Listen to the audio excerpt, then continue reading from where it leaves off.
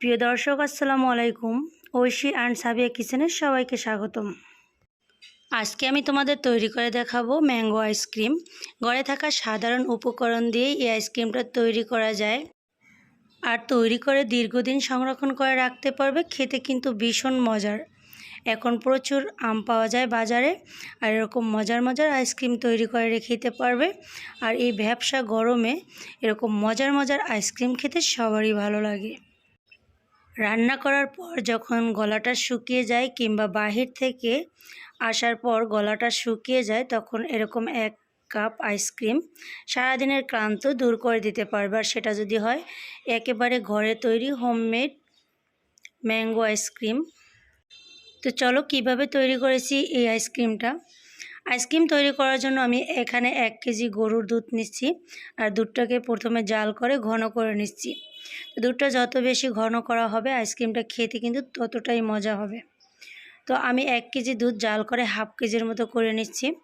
দুধটার ভিতরে বলক চলে এসেছে, তো এভাবে ভালোভাবে নেড়ে ছেড়ে দিতে হবে যাতে তলানিতে ধরে না যায়। দুধটা এই তো অনেকটা কমে গিয়েছে, প্রায় হাফ কেজির মতো হয়ে গিয়েছে। তো আশা করছি রেসিপি ভালো লাগবে। ভালো লাগলে চ্যানেলটি সাবস্ক্রাইব করে পাশে থাকবে। ভিডিওটি ফেসবুক পেজে দেখে থাকলে পেজটিকে ফলো করে রাখবে, আর বেশি বেশি লাইক কমেন্ট শেয়ার করে দেবে, আর আমার পাশে থাকবে। তো কেউ চাইলে দুধ ঘন না করে গুঁড়ো দুধ দিয়েই এই কাজটা করে নিতে পারবে, সেক্ষেত্রে খেতে ভালো লাগবে। তো এখানে আমি এবার কিছুটা দিয়ে দিচ্ছি চিনি, প্রায় হাফ কাপের মতো চিনি অ্যাড করছি। আর এখানে কিছুটা গুঁড়ো দুধ আমি অ্যাড করব, এতে করে এই আইসক্রিমের টেস্ট আরও বেশি ভালো আসবে। তো আমি 2-3 চামচের মতো গুঁড়ো দুধ অ্যাড করে নিচ্ছি। এ পর্যায়ে চুলার আঁচটা একেবারে লোতে রেখে তারপর এভাবে ভালোভাবে মিক্স করে নেবে। এবার আমি এই হাফ কেজি দুধের সাথে 2 চামচের মতো কর্নফ্লাওয়ার অ্যাড করব। আর কর্নফ্লাওয়ারটা আমি এভাবে একটু পানি দিয়ে গুলে নিচ্ছি। ভালোভাবে পানি দিয়ে গুলে নিয়ে এবার এই দুধের সাথে মিক্স করব। এক হাতে মিক্স করব আর অন্য হাতে নেড়ে দেব, না হলে কিন্তু দলা পেকে যাবে। এই কাজটা খুব সাবধানে করতে হবে। তো আমি এই কর্নফ্লাওয়ারের মিশ্রণটা সাথে সাথে দিয়ে এভাবে নেড়ে চেড়ে নিচ্ছি, আর দেখতেই পাচ্ছ এই পর্যায়ে কিন্তু দুধটা একেবারে ঘন হয়ে গেছে। আইসক্রিমের জন্য পারফেক্ট একটা ব্যাটার তৈরি হয়ে গিয়েছে। এবার চুলাটা অফ করে দেব। একটা বলক তুলে নিচ্ছিলাম, আর চুলাটা অফ করে এবার ভালোভাবে এটাকে ঠান্ডা করে নেব। ঠান্ডা করে একটা বক্সে আমি নিয়ে নেব।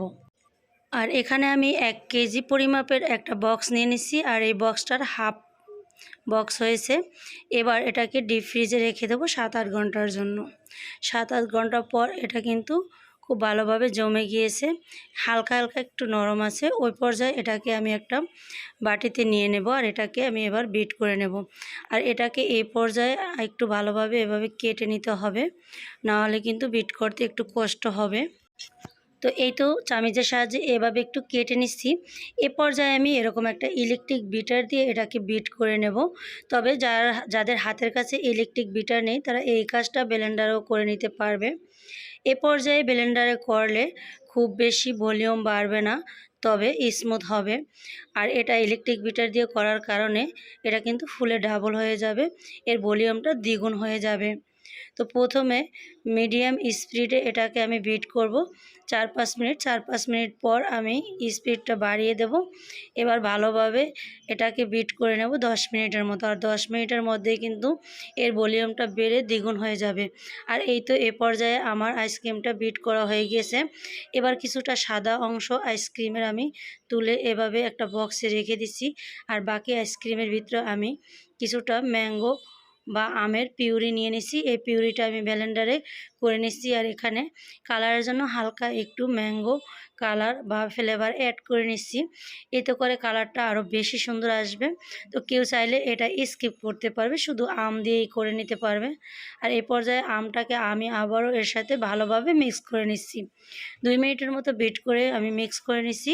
এবার আমার আইসক্রিমটা একেবারে পারফেক্ট তৈরি হয়ে গিয়েছে। এ পর্যায়ে আমি বক্সে ঢেলে নেব, আর তোমাদের একটু দেখিয়ে দিছি এটা আসলে কতটা বেড়ে গিয়েছে। আমি হাফ বক্স আইসক্রিম রেখেছিলাম, এখানে আমার 2টা বক্সে হয়েছে 1.5 কেজির মতো, আর অন্য একটা বক্সে অল্প একটু হয়েছে, তার মানে আমার প্রায় 2 কেজির মতো হয়েছে। এবার কিছুটা এভাবে কিউব করে পাকা আম কেটে নিচ্ছি, আর সেই আমগুলোকে আমি দিয়ে দিচ্ছি। আর কিছুটা বাদাম কুচি দিচ্ছি, কেউ চাইলে এখানে যে কোনো বাদাম অ্যাড করতে পারবে, এতে করে আইসক্রিমটা খেতে বেশি ভালো লাগবে। এবার উপর থেকে আবার একটু আইসক্রিম দিয়ে এভাবে ভালোভাবে সেট করে নিচ্ছি। এবার উপর থেকে একটু সাদা আইসক্রিমটা দিয়ে হালকা করে একটু ডিজাইন করে নিলে এতে করে দোকানের মতো আইসক্রিমটা দেখতে হবে, যার কারণে দেখতে যেমন সুন্দর হবে আর আকর্ষণীয় হবে খেতে। তো এবার আবার উপর থেকে কিছুটা বাদাম কুচি এভাবে দিয়ে দিচ্ছি। আর দেখে নিচ্ছি, বুঝতে পেরেছো আইসক্রিমটার লুকটা এখন কীরকম হয়েছে, দেখতে নিশ্চয়ই লোভনীয় লাগছে। এ পর্যায়ে এই আইসক্রিমগুলো বক্সে করে ডিপ ফ্রিজে সংরক্ষণ করব 12-13 ঘন্টার মতো। আর এবার আমি যে সাদা আইসক্রিমটা রেখেছিলাম তার ভিতরে এই ম্যাঙ্গো কালারের আইসক্রিমটা আবার রেখে দিচ্ছি, এতে করে 2টা কালার হবে, যার কারণে এটাও দেখতে একদম দোকানের আইসক্রিমের মতো হবে। আর বাকি যে আইসক্রিমটা ছিল সেটা অন্য একটা বক্সে রেখেছি, তার মানে এখানে প্রায় 2.25 লিটারের মতো আইসক্রিম হয়েছে। এবারে এটাকে ভালোভাবে সেট করে নিচ্ছি। আর এই যে একদিন পর আমি ফিরে এসেছি, আর আইসক্রিমটা ফ্রিজ থেকে নামানোর 2-3 মিনিট পর এভাবে পরিবেশন করবে, এতে করে আইসক্রিমটা অনেকটা সফট হবে আর তুলে নিতে সুবিধা হবে। তো আমি তোমাদের একটু তুলে দেখিয়ে দিচ্ছি এটা আসলে কতটা সুন্দর আর কতটা ফ্লাফি হয়েছে, একেবারে দোকানের আইসক্রিমের মতো হয়েছে। তো এভাবে আইসক্রিম তৈরি করে নিতে পারবে।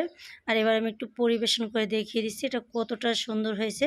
এখানে কিউব করা আম আর বাদাম দেওয়ার কারণে এটা কিন্তু আরও আকর্ষণীয় এবং লোভনীয় হয়েছে, যার কারণে একেবারে দোকানের মতো লাগছে। আইসক্রিমটা খেতেও কিন্তু ভীষণ মজার হয়েছিল।